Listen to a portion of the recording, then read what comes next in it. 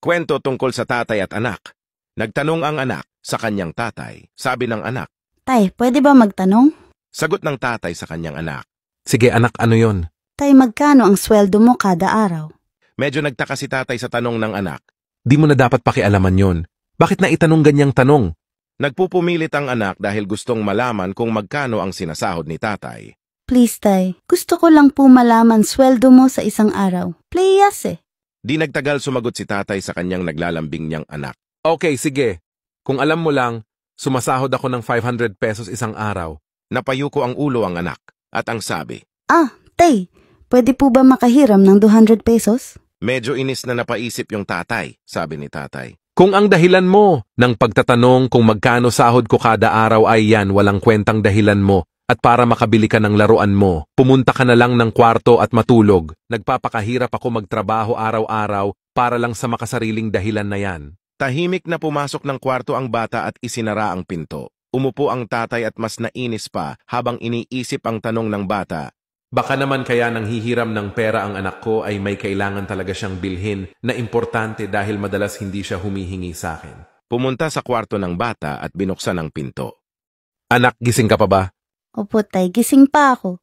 Iniisip ko anak na baka kaya ka nang hihiram ng pera ay baka may bibilhin kang importante talaga. Baka masyado ko naging mainitin kanina. Eto na ang 200 pesos na hinihiram mo. Tumayo ang bata at ngiting-ngiti. Oh, salamat po, Tay.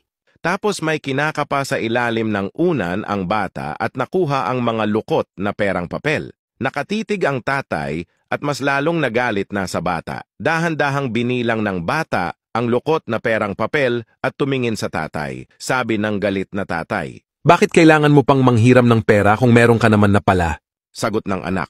Dahil hindi po sapat ang perang naipon ko, pero ngayon po sakto na, Tay. Tay, meron na po akong 500 pesos. Pwede ko po bang bayaran ang isang araw mo bukas para makasama at makalaro man lang kita maghapon? Gusto po kita makalaro. Natulala ng saglit ang tatay, tumulo ang luha, pagkatapos niyakap niya ng mahigpit ang bata. Huminging tawad sa lahat, lalo sa kawalan niya ng oras para sa anak. Guys, maikling paalala lang po, baka nga naiibigay mo ang pangangailangan ng pamilya at anak mo. Pero baka dahil sa pagsisikap natin para kumita, wala kang oras sa kanila o kaya nasa malayo ka lagi. Tandaan mo bilang isang magulang. Hindi material na bagay lang ang kailangan ng mga anak sa buhay nila, kundi ang gabay at presensya mo sa kanila bilang magulang. May oportunidad na para sa'yo para makapiling mo sila. Magkaroon ng oras ganon din ng pera para sa kanila at sa mga pangarap nila. Desisyon mo lang hinihintay.